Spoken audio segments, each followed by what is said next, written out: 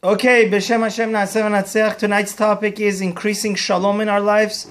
I wanted to thank my wife, the Rebbitzin, and Mrs. Darvish for organizing this Tehillim reading and Shiur. And this Shiur is dedicated for Refuah Shlema of Nahid Sarah Bat Rachel and Avital Bat Gila. So we have to define what shalom really means. Shalom, the most important thing in Hebrew is you have to see the root of the word. If you want to understand Hebrew, and shalom comes from the word shalem, which means complete. Why is shalom the greatest of all blessings? Because when we don't have peace, we're broken. And so many places, the last Mishnah in all of the Talmud, we read hundreds upon hundreds of Mishnah, but it says, Lo matzah Chodesh Baruch Hu kli machzik beracha ela shalom. Shneimar Adonai oz la'amo yiten, Adonai yevarech et amo v'shalom. The greatest thing that is able to take under its shadow, kli that holds all the blessings, is shalom. Why? Because imagine having the most expensive Chardonnay or wine, your favorite wine, but not having a cup. Or the cup is cracked. Can you hold the blessing? So even if you have health, wealth, all the blessings in the world, but you don't have peace of mind and shalom, you're broken. So all the blessings is going to seep through the cracks. So that's why we want to define what shalom is. Shalom is a state of being that you're happy with yourself, in good connection with everybody, and therefore you feel complete. And therefore, all the blessings that come inside of you stay inside of you. They don't seep through the cracks. And we see that, God forbid, between a man and a woman, or two brothers and sisters, if in the home there's no shalom, we say the home is a broken home. Because there's no shalem, there's no shalemut, there's no completeness there. So that's why every Jewish prayer we have, the most classical prayer that we bless our children, and the Kohanim bless us, it ends with what? Shalom. Yevarechecha Adonai v'yishmerecha, Ya'er Adonai panav elecha v'yichunecha, Yisa Adonai panav elecha v'yasem lecha, Shalom. Because everything we have, if there's no Shalom, it's kind of worthless. Because you can't enjoy it. That's why at the end of Birkat HaMazon Nevarech, we say, Oseh Shalom b'mrumav, u'barachamav, Ya'aseh Shalom. And in the end of Shmona Esrei, every day we pray 3 times. Shachrit, Mincha, and Arvit. We come back 3 steps, and what do we say? Oseh Shalom. Because with Shalom, we can enjoy all the blessings. But without Shalom, all the blessings were cracked, and we really don't have a cup to enjoy them and hold it, our blessings inside of us. So I wanted to talk about one small idea, then I wanted to go into another major idea. The first way that we can increase our peace in the world is very simple. And I just want to talk about this a minute. The Mishnah, every week we read Pirkei Avot. It says, Marbe Sedaka Marbe Shalom. The more you help people with charity, especially poor people, the more God's going to bring peace into your life. And the great Chacham, Midrash Shemuel, explains why. Why if I help a poor person, I get more shalom? It's actually this week's Pirkei Avot, the 2nd chapter. From the holiday of Pesach till Shavuot, we have 6 Shabbats. We have to every week study Pirkei Avot. So Pirkei Avot says, if you give charity, God brings you peace. Because unfortunately, one of the main reasons there's no peace in homes is because there's no money. No money, no honey. So the wife of the poor person is always mizane tu sarish. You loser. You don't know how to make money. I don't have food. I feel embarrassed. So if you give the poor person money, you're making shalom between him and his wife. Then midah keneged midah, Hashem brings shalom in your life. Because the most important rule in life is midah keneged midah, karma. Whichever energy you put in the world, it comes back to you. So since the poor person doesn't have shalom in his life, especially his wife is very mad at him because they don't have their essential needs, when you always help the poor people, God is gonna boomerang back to you because you helped him be shalom in his home, you're going to have shalom in your home. So that's just a short and cute idea. But I wanted to read from you, thank God, Lo Alman Yisrael. In this generation, we have a chacham that even if he lived 200 years ago, 300 years ago, in the time of the Gaon of Vilna, he would have been considered a great rabbi. He's so great. He's a giant of our generation. That's why every day hundreds of people go ask advice and blessings from him. Harav Hagon, Rav Chaim Kanyanevsky, Shlita, in Bnei Brak. He's truly, I always tell everybody in my shul that it's a shame to go to Israel and not visit him, especially for the men, because my dad, myself, so many of my friends, the bracha that he gives it happens. And it's amazing that you can sit and touch a person that has Ruach HaKodesh. He has the power of giving blessings and they happen, and he knows the future. And Rav Chaim Kanyanevsky tells us the answer to our question. How to increase shalom? Rav Chaim, it's a shame, I guess somebody should translate this into English, but Rav Chaim Kanyanevsky has a book on Musar, Jewish ethics. It's called Orchot Yosher. And Rav Chaim Kanyanevsky says the way to bring peace in our life is very simple. We have to judge other people favorably. In this week's parsha, we're so lucky. It says, Besedech tishpot et amitecha. Righteously judge your friend. This week's parsha almost has 100 mitzvot, kedushim. So it's so beautiful. The idea that we're talking about is this week's parsha. And in the Mishnah, Pirkei Avot also we read last week, Haveh dan et kol ha'adam lekaf sechut. Every person you come across, judge them in a favorable way, right? We could look at people negatively and say they're nasty and look at them in a paranoid way, or we could give them the benefit of the doubt and say it was a mistake, it was misunderstanding. So, I want to read for you the words of Rav Chaim Kanyanevsky. He says, on page 18, in his holy book, Orchot Yosher, he says, Im hayu kulam nizarin lakaf sechut. He said, if everybody in the community, every husband, every wife, every child, every brother, every sister, every partner, they would judge each other favorably.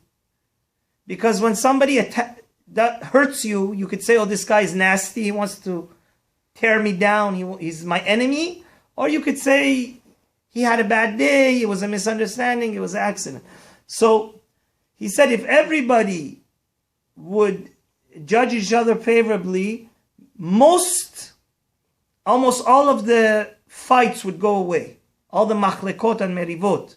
Because Rashi, our great Chacham Yitzchak, our great translator of the Talmud says, Dan chavero lekav sechut bichlal havad shalom.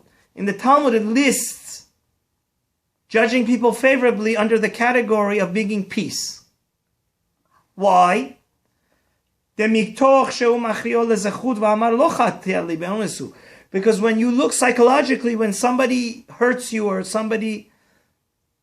you're the victim of a problem, if you say it was an accident, there was no malicious intent, so I forgive him. It wasn't like he's trying to, assassinate me or, tear me down. It was a misunderstanding.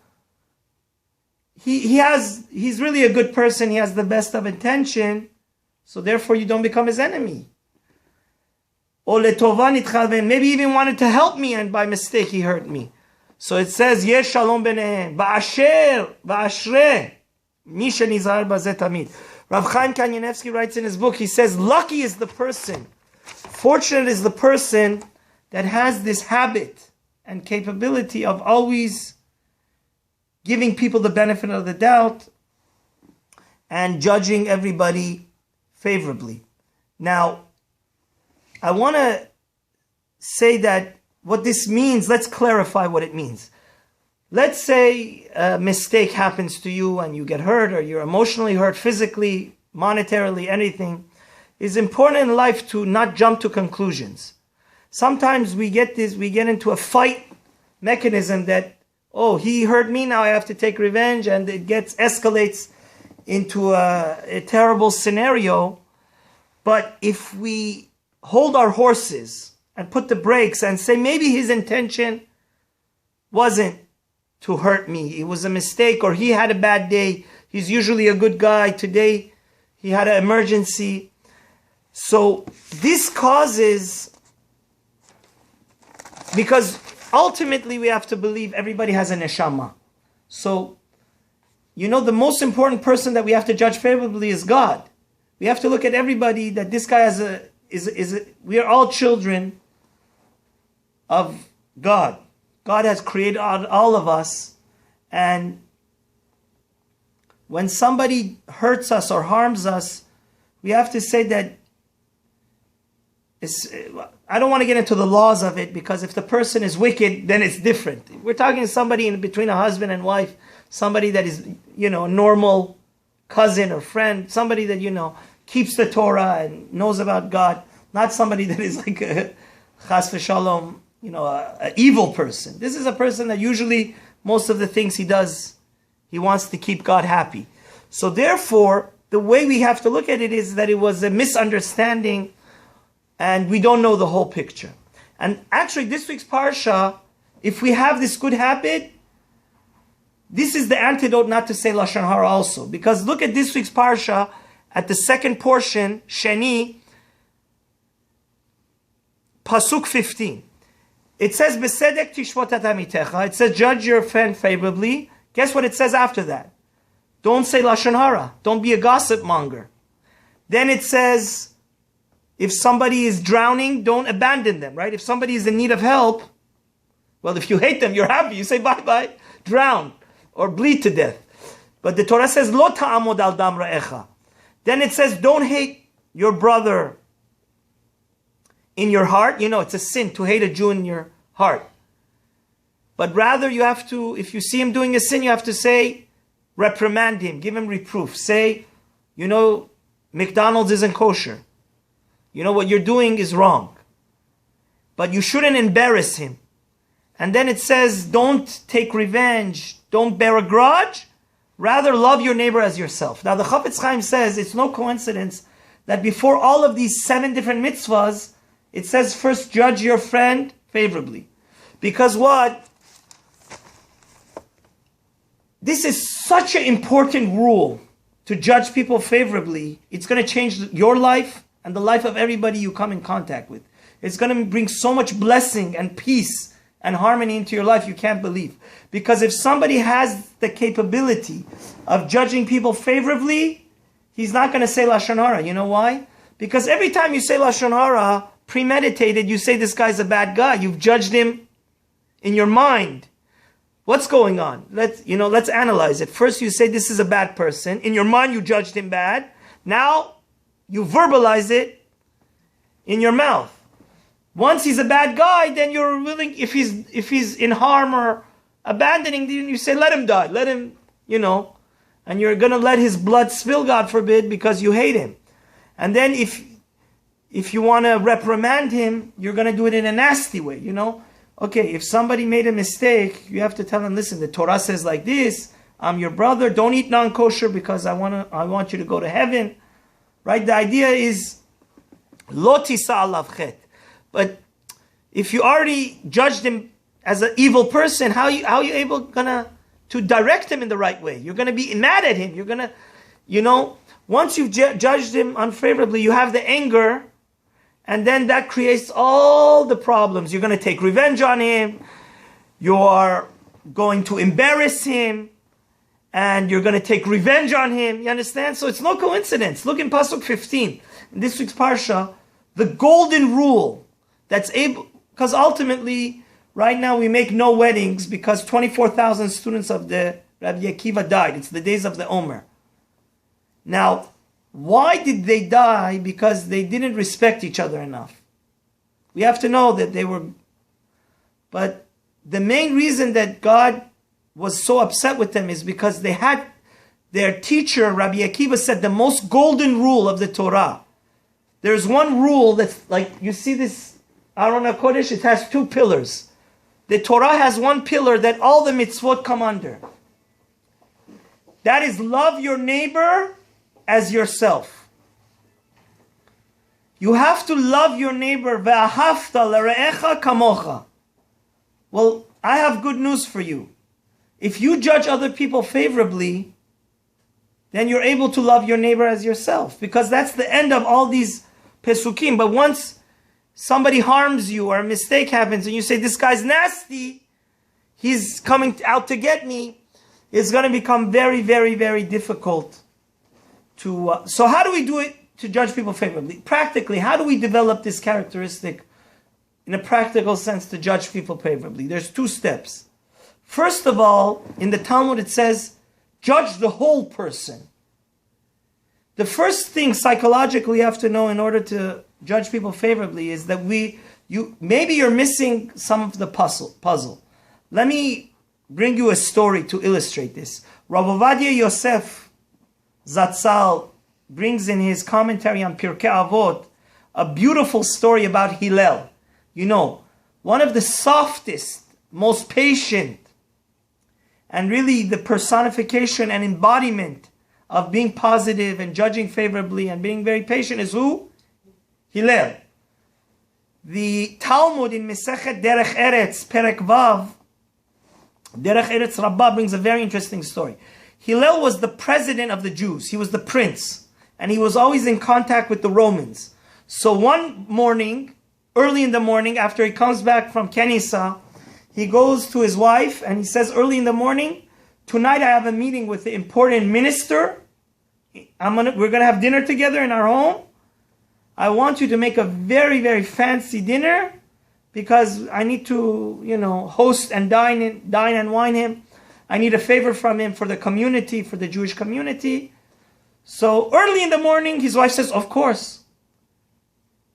They come late at night to eat dinner. There's no food in the house. So what does Hillel do? Hillel tells his wife, my dear, Biti. He calls his wife like his daughter. I guess he must be a little bit older.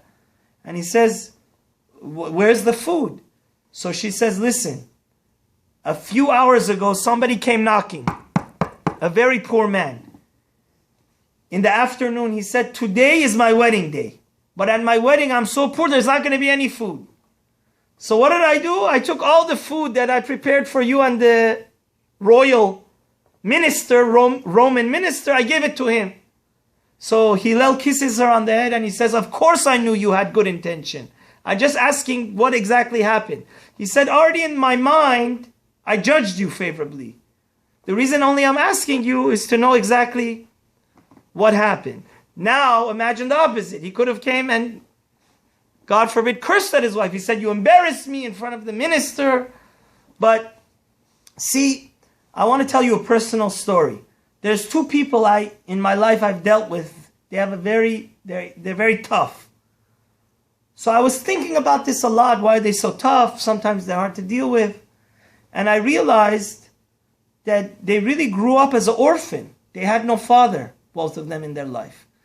And the reason why sometimes they get angry or they have to be very, strong, because in life, if they wouldn't have been tough, everybody would have taken advantage of them. They lost their father at a very young age. See, every person is a book. Is a book with thousands of pages. Have you read the whole person's life to know? Some people, they have certain... It's hard for us to deal with them. But we're always missing some of the story. Because another Mishnah says, Al tadun et ha'adam ad shetiya mimkomo. You could never judge anybody until you're in their place.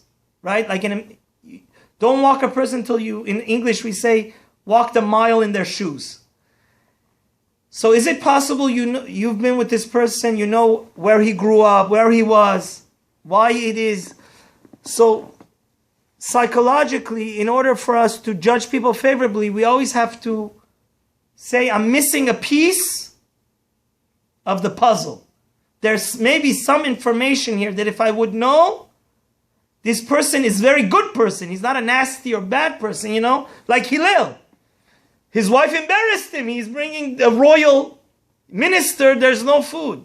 But she had a very good reason because the guy, who's better? A goy should eat food, or a person on his wedding, he shouldn't have food, So Hillel says, I'm proud of you. Everything you do is L'Shem Shamayim.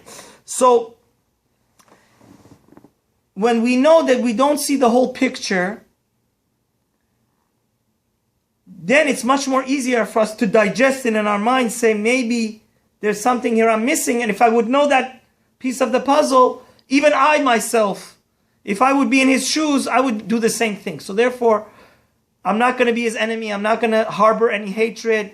I'm going to judge him favorably. I mean, there's so many stories. My wife had a book, The Other Side of the Story. There's always another side of the story that we don't know. And if, just to bring this case, there's the other side of the story. There's no food because the poor person had no food for his wedding. So Hillel's wife gave all the food for that. And I just want to let you know, one of the greatest rabbis that we had in the last 100 years, he was literally a father to all of the Jews of Europe. Hagoyin, Rav Chaim Ozer Grzinski. Rav Chaim Ozer, after the Chafetz Chaim passed away, he was the Rashke Bahag. He was the chief rabbi of all the Jews of Europe. Everybody in all the yeshivas, all of Europe, they acknowledged him as the greatest of all Torah scholars. And he says a beautiful thing. He says, we human beings, we have imagination. Look at Disney. Look in the world of imagination, what things, Star Wars. People make a whole universe of fake. We human beings have a capacity to create. Our imagination has no limit. Why did God give us such an imagination? No, it's not for Star Wars or Disney. The reason why God gave us such a captive and unlimited imagination is when somebody harms us, we have to make up in our minds some way to judge that person in a favorable way. That's why God gave us an imagination. So that's a very, very important key to be able to judge people favorably. Now, the second key here is also very important. And it has to do with the first one. What did I say? The most important rule of the Torah is love your neighbor as yourself. Let's say you had a secret camera and you were listening to people talking about you. It says love your neighbor as yourself. If you were the subject of discussion, see, I've been teaching children bar and bat mitzvah and Sunday school, Hebrew school for almost 20 years now. As a teacher, you could always grade on a curve, or you could say, no, you didn't give the exact answer, you fail, right? You got it wrong. Usually, if you're a good teacher, if the teacher is nice, he sees the student is 90% there, right? You could always see the cup half empty or half full. So, if the way to judge other people favorably is, imagine if you were on the other side and people were saying Lashon Hara about you. Wouldn't you want somebody to be your defender and say, hey, this guy was a mistake. Don't go spread false rumors about him that he's such a bad person. For example, if in his restaurant one time the food wasn't good, I ate in there 40 times. This one time was that the food burnt, it was a mistake. You understand? So we have to always put ourselves, imagine that we're the other person. You understand?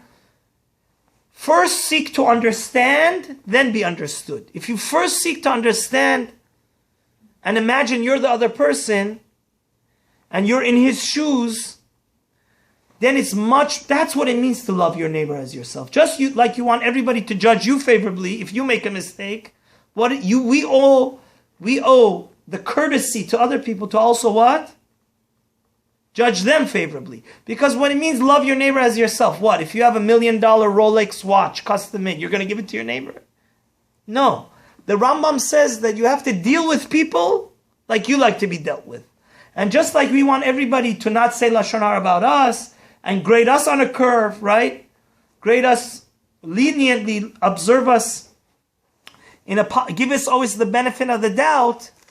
So that's why it's no coincidence that this is what it means to judge people favorably. Now, we said how to increase shalom. Some people are very stubborn.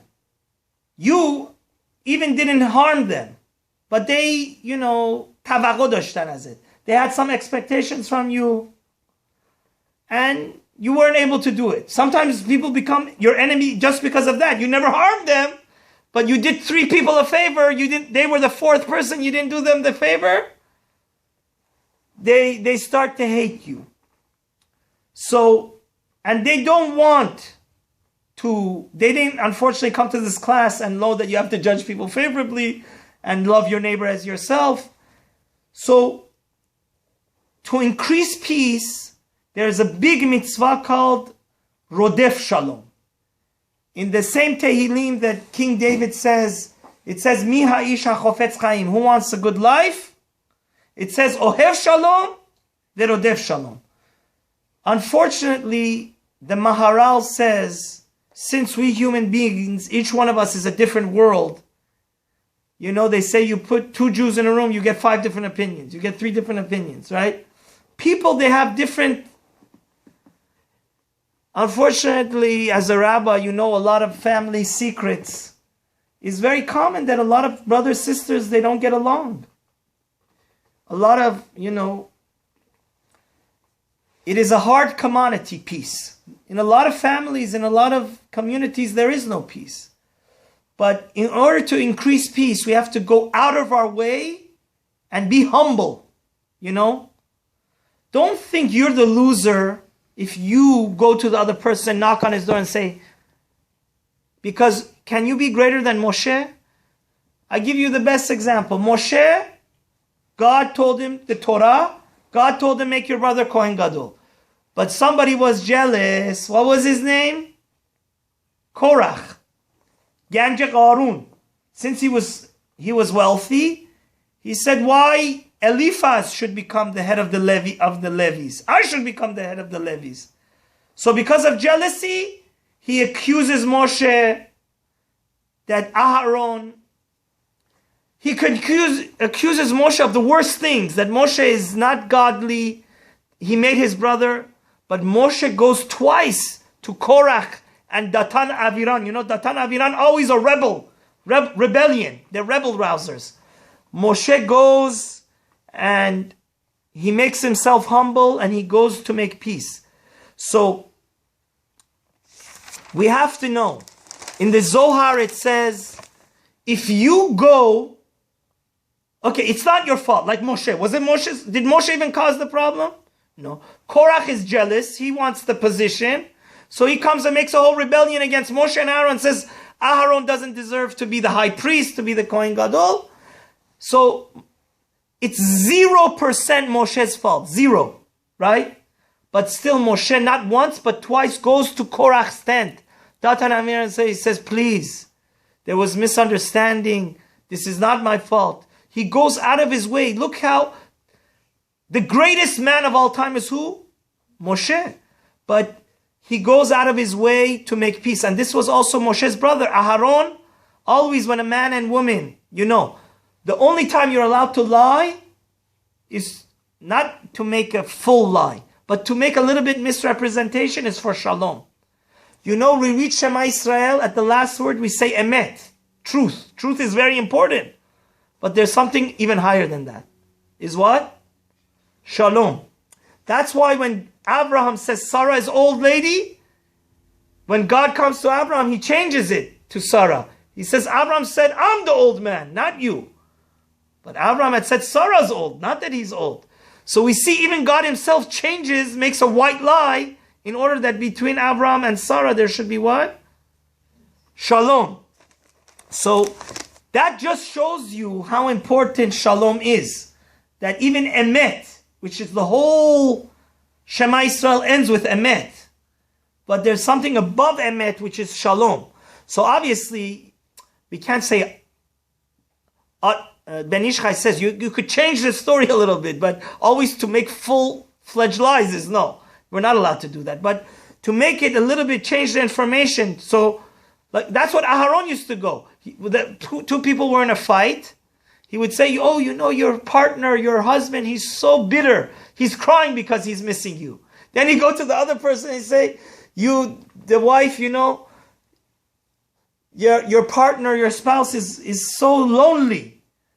Then he makes a party and he brings them together. So, just to review, there's 3 tools we have to increase peace in our life. First of all, in a very simple way, as much as you can give charity to poor people, because when you make their life at peace, then God will bring peace in your life. The second thing is if we judge people favorably. Why? How do we judge? Why should we judge people favorably? Because we don't know the whole story. There's the other side of some information most probably here we're missing. And if we would know that information, we would understand and we would be forgiving and, be able to get over it. And also, it's very possible that, we have to be positive, not pessimistic. If you would be in that person's shoes, you would also be the same way. So try to imagine to be in the other person's shoes. And of course, the last way to increase peace is to be humble. Even when a fight happens, like Moshe and Aharon always used to do, make the initiative. You be proactive. You knock on the door and bring everybody to the table in order that there should be peace. And of course, we can end the shiur with that. We hope that Adonai Ozla Amo Yiten Adonai Yivarech Amo Shalom. That in all the families, all the communities of Jews around the world, there should be peace, and peace should be increased. And in that merit, we should see Mashiach. Amen.